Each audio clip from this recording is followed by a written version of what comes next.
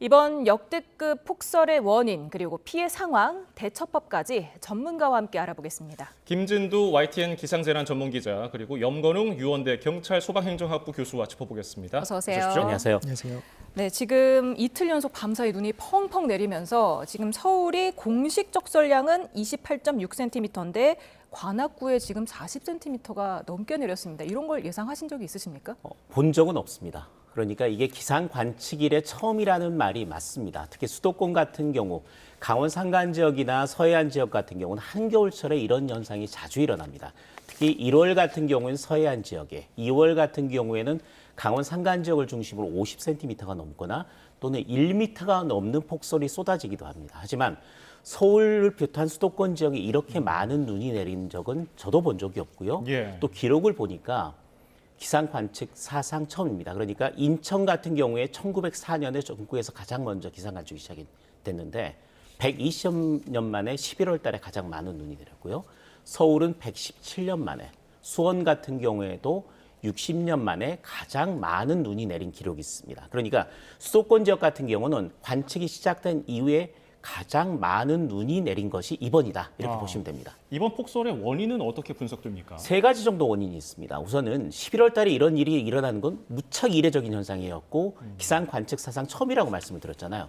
그렇게 되려면 이 정도의 많은 눈이 11월에 내려면 그런 많은 환경이 만들어져야 합니다.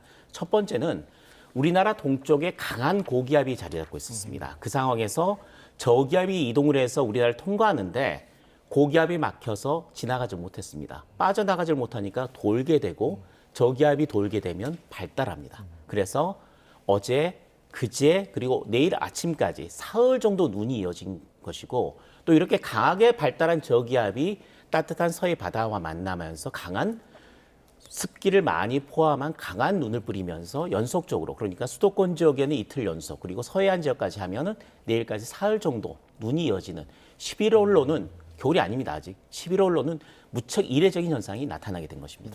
네, 지금 경기도에서 비상대응 3단계까지 가동됐는데 네. 폭설 때문에 3단계가 가동된 적이 있었습니까? 뭐 12년 만입니다. 사실은 이전에도 있긴 했는데요.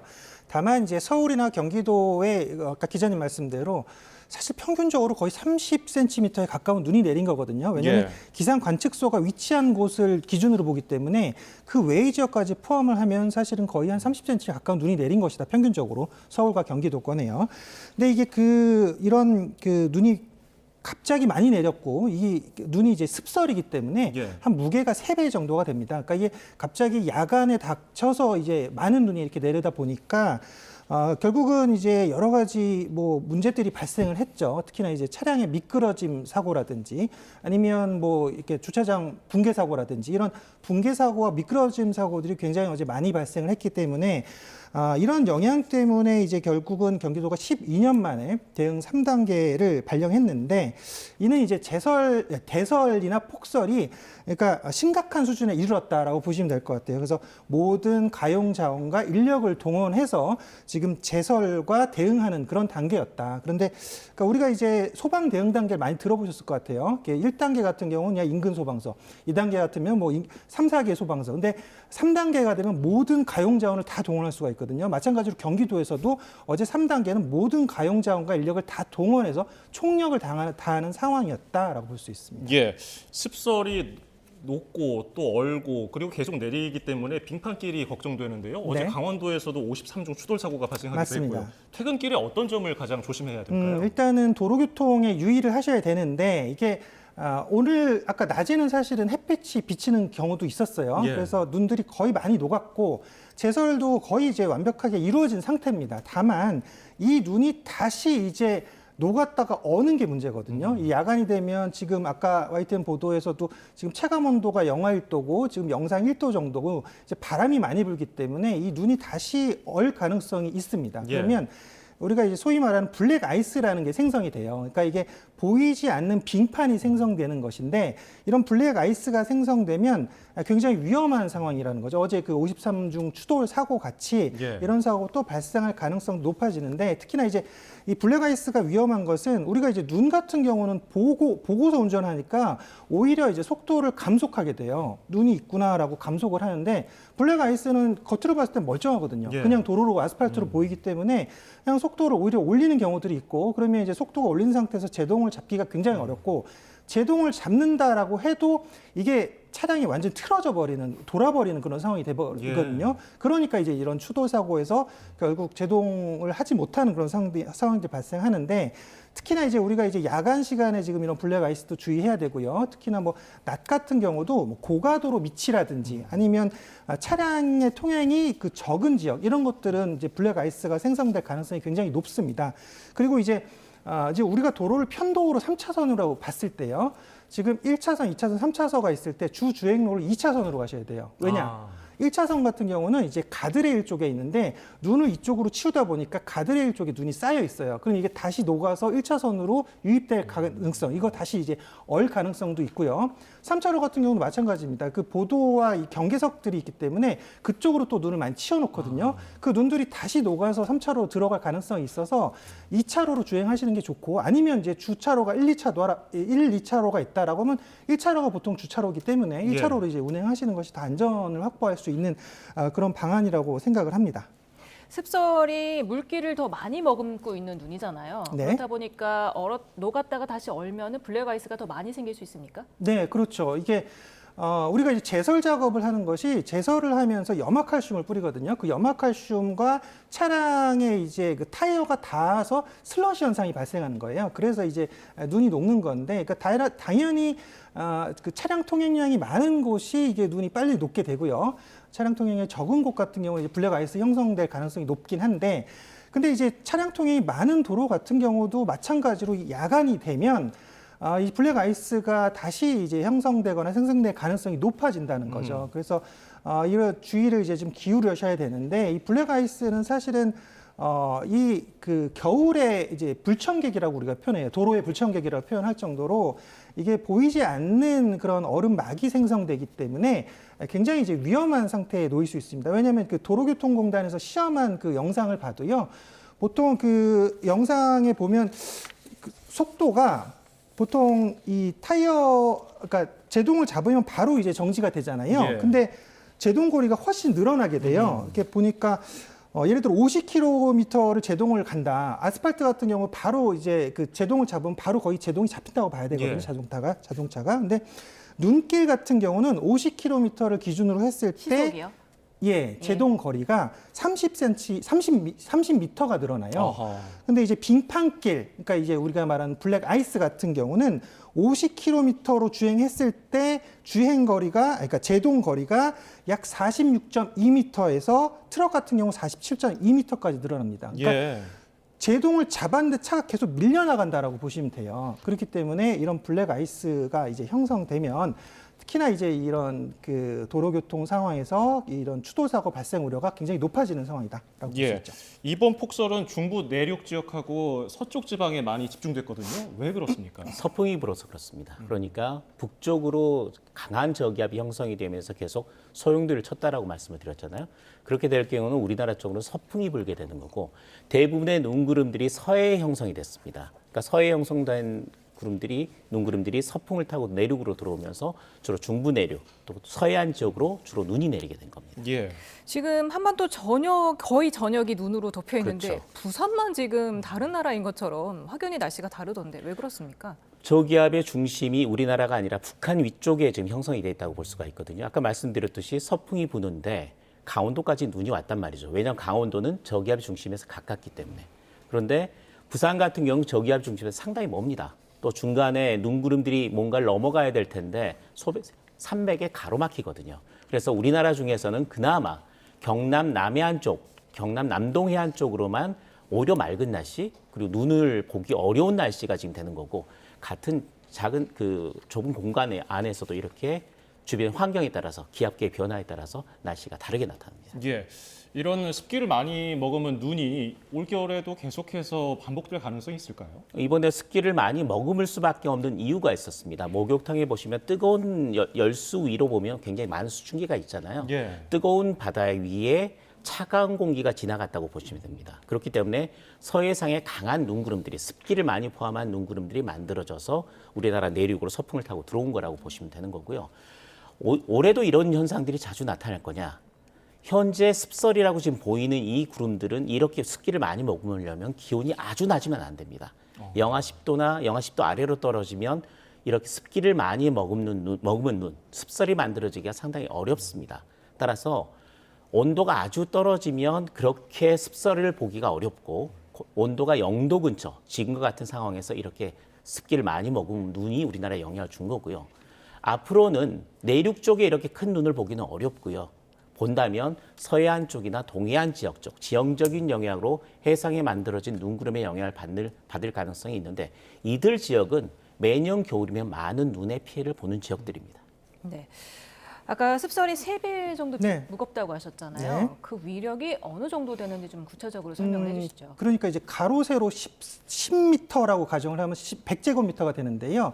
거기에 이제 약간 습설이 5cm 정도 쌓인다고 가정을 하면 무게가 600kg 정도가 됩니다. 근데 이게 3배인 뭐 15cm가 쌓인다라고 보면 2톤에 달하는 무게가 된다는 거죠. 그러니까 일반 건설이라고 하는 이제 이렇게 습기를 머금지 않은 그런 눈에 비해서 이렇게 습기를 많이 머금은 눈 같은 경우는 같은 공간에서 밀도가 3배가 높다. 그러니까 무게가 3배가 더 높아진다. 이렇게 보시면 될 것 같거든요. 그러니까 이게 지금 우리나라에서 이 상공에서 이제 서쪽에서 동쪽으로 이제 흘러야 되는 그 정체 전선이 이제 전리저기압이라고 하는데 이게 빠져나가지 못하기 때문에 이 대기와 바다 수온의 이제 온도차 때문에 이제 그 서해안에 있는 물기들을 많이 머금고 이게 중부 내륙에 지금 지금 눈을 뿌렸던 거거든요. 예. 그래서 오히려 지금 보면 서해안 쪽은 눈이 많이 안 왔어요. 이게 중부 내륙 쪽 경기도와 서울권에만 오히려 눈이 거의 한 30cm, 40cm에 가까운 그런 눈이 왔거든요.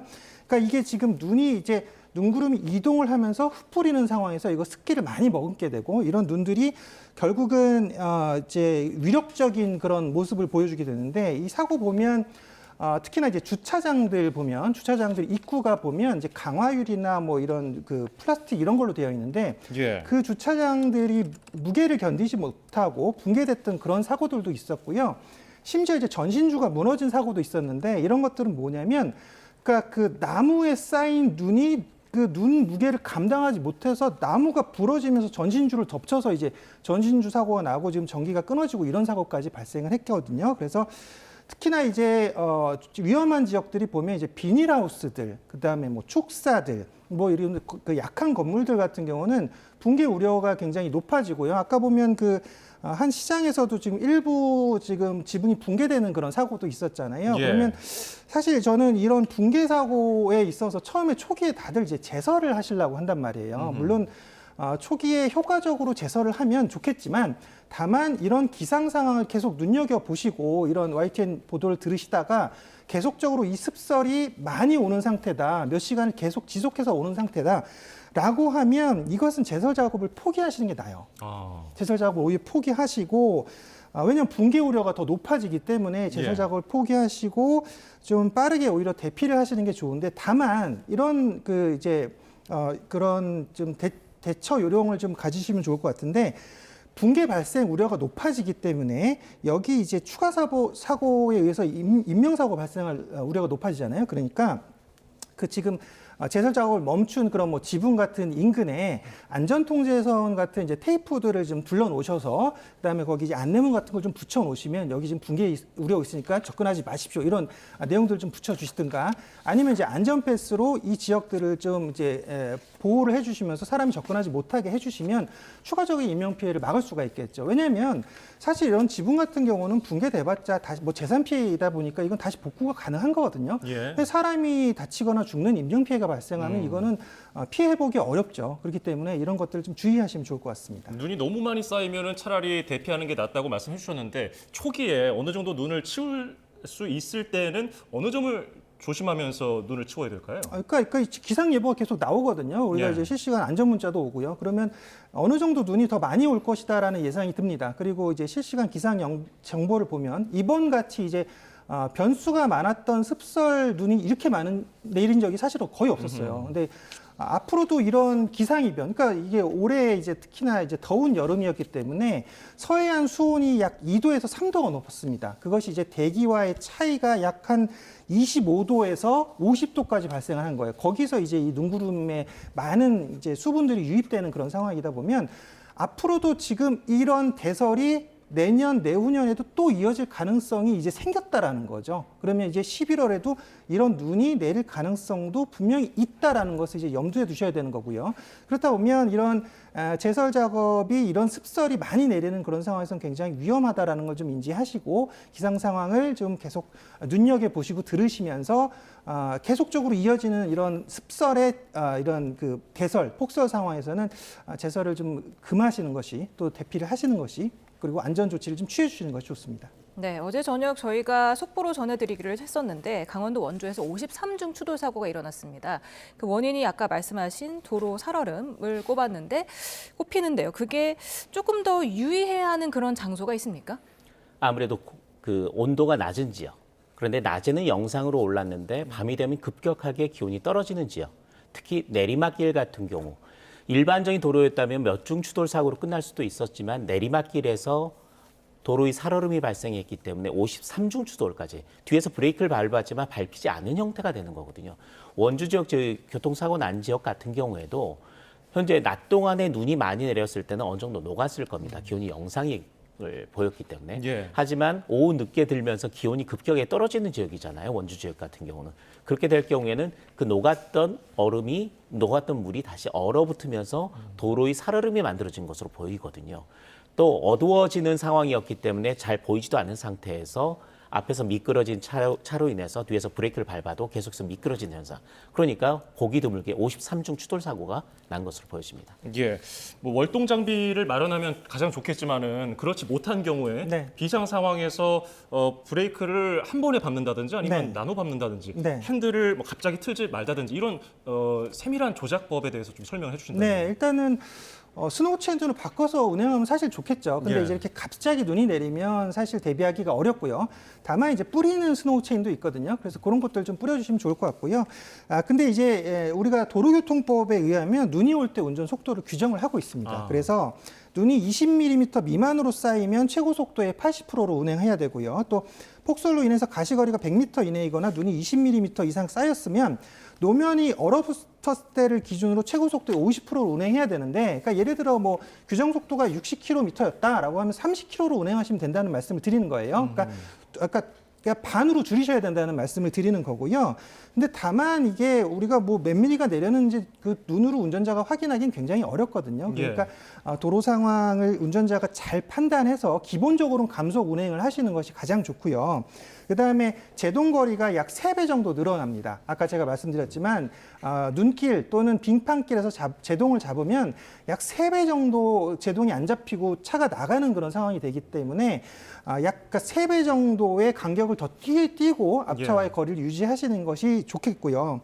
그다음에 이제 만약에 이제 뭐 차량이 이제 미끄러지는 그런 상황에서 보면 갑자기 브레이크를 한 번에 꾹 잡는 것보다는 여러 번 짧게 잡으시는 것이 오히려 제동에 훨씬 효과적입니다. 예. 그리고 그다음에 이제 우리가 이제 브레이크를 천천히 밟는 것도 중요하지만 내리막길에서는 우리가 이제 엔진 브레이크를 사용하는 경우도 있어요. 이건 이제 뭐 30km 이내에서 이제 사용하는 경우가 이제 가능한데 저속일 경우에 우리가 이제 뒤로 놓은 상태, 오토 기준으로 뒤로 놓은 상태에서 지금 엑셀에서 발을 뗀 상태에서 기어를 저단으로 낮출 수가 있거든요. 예. 그러면 이제 엔진 브레이크가 작동을 합니다. 이렇게 작동하시면 좋고요. 그 다음에 차량이 만약에 돌아가는 상황이다. 내가 제동을 잡았는데 차량이 돌아가는 경우가 있거든요.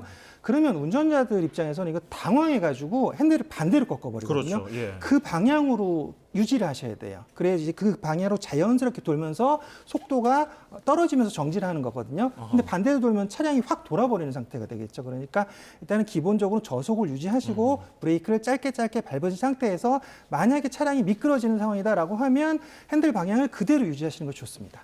네. 아까 나무가 쓰러지면서 전신주가 이제 또 피해를 보면서 정전 피해, 뭐 단수 피해까지 지금 많은 사람들이 겪고 있는데 네. 이런 경우에는 어떻게 예방을 해야 합니까? 계속해서 나무에 쌓여 있는 눈을 치워줘야 합니까? 뭐 일단은 인도로 다니시는 분들은 굉장히 주의하셔야 될 것 같아요. 지금은 이런 습설이 내려버리면 나무조차도 위험해요. 이런 위험 구조물이 되는 것이기 때문에 나무가 부러져서 다치는 경우도 발생할 수 있고요. 나무가 또 다른 구조물을 충격하면서 그 구조물이 쓰러지는 그런 상황이 발생할 수 있습니다. 그래서 특히나 이제 지붕들, 약한 지붕들, 주차장 지붕이라든지 이런 약한 건물들이 있는 곳들, 지금 화면에서 보이듯이 예를 들어 어떤 다세대 주택의 그 지붕 같은 경우도 무너질 가능성이 있어요. 앞에 같은 경우는. 예. 여기서 왜냐하면 그런 그 내부에서 이제 충격을 다 흡수하지 못하는, 그러니까 무게를 다 흡수하지 못하는 상황이 발생할 수 있기 때문에, 그래서 일단 지나다니실 때는 특히나 이런 무게를 이기지 못하는 그런 나무 여러 가지 구조물들 좀 조심하셔야 될 것 같고요. 또 이제 빙판길이 발생할 수 있습니다. 왜냐하면 이제 차량 도로 같은 경우는 다 지금 제설이 되어 있는데 곳곳에 오늘 저도 다녀보니까 이제 그 보도 같은 경우는 제설이 안 된 곳이 꽤 많아요. 예. 그리고 이게 또 이제 그 야간이 되면은 이게 다시 또 얼어붙어 버리고 빙판이 되기 때문에 이런 것들도 걸어 다니시면서 좀 주의를 기울이셔야 되고 좀 밝은 곳으로 잘 보이는 곳으로 다니시고 예. 좀 큰 길로 좀 다니시면서 좀 안전을 확보하셨으면 좋겠습니다. 이 수도권 첫눈부터 폭설이 내려서 걱정인데요. 네. 올겨울에는 눈 예보가 어떻게 되어 있습니까? 우선 첫눈으로 시작이 됐는데 첫눈이 최악의 대설이 됐습니다. 그런데 올 겨울 전반적인 기온 자체는 평년보다 좀 높은 형태로 되어 있습니다. 따라서 12월로 접어들고 1월로 본격적인 겨울로 들어가면 이런 정도의 대설이 내릴 가능성은 상당히 희박하다. 대신 아무리 포근한 예년보다 온화한 겨울이라도 지구온난화의 영향으로 북극 한기가 한두 차례씩 내려올 가능성이 높거든요. 그럴 경우에는 기온이 크게 떨어지면서 해상, 서해안 지역이나 동해안 지역으로 강한 눈이 내릴 가능성은 여전히 남아있다. 이렇게 보시면 됩니다. 네, 뭐 다음 주 초에도 또 눈 소식이 있던데 네. 이건 어떻습니까? 다음 주에 눈이 오긴 하는데요. 기온이 높습니다. 기온이 아주 높아서 오후에 오게 되는데 기온이 영상권을 유지하기 때문에 중부 내륙 지방 같은 경우는 좀 겨울비로는 조금 강한 비가 내리고요. 산간 지역에는 폭설이 내릴 가능성이 남아 있습니다. 그런데 이번처럼 사흘 정도 이어지는 것이 아니라 반나절 정도에 빠르게 지나가기 때문에 큰 피해는 없을 것으로 예상됩니다. 예. 지금 오늘 낮에 곳곳에는 일부 햇빛이 비춘 곳도 그렇죠. 있어서 네. 얼음이 좀 녹은 곳도 있는데 내일도 중부지방이 추워진다고 하는데 어떤 점을 좀 조심해야 되고 어느 정도 떨어질까요? 내일 아침이 영하 4도입니다. 아하. 중부지방 같은 경우 오늘 낮 동안 많이 눈이 녹은 곳이 많은데 완전히 마른 것은 아니거든요. 젖어 있는 곳이 많을 겁니다. 특히 이면도로나 산간도로 같은 경우는 눈이 제대로 보이지 않더라도 젖어 있는 경우에는 오늘 밤 기온이 영하 4도까지 내일 아침에 떨어지기 때문에 다시 얼어붙을 가능성이 있습니다. 우리가 계속 이야기했듯이 도로의 살얼음이 생길 가능성이 높기 때문에 차량 같은 경우는 미끄럼 사고 주의하셔야 되겠고요. 특히 행인 같은 경우에는 낙상 사고에 대한 주의가 필요합니다. 네, 지금까지 김진두 YTN 기상재난 전문기자 그리고 염건웅 유원대 경찰 소방행정학부 교수와 함께 얘기 나눠봤습니다. 감사합니다. 고맙습니다.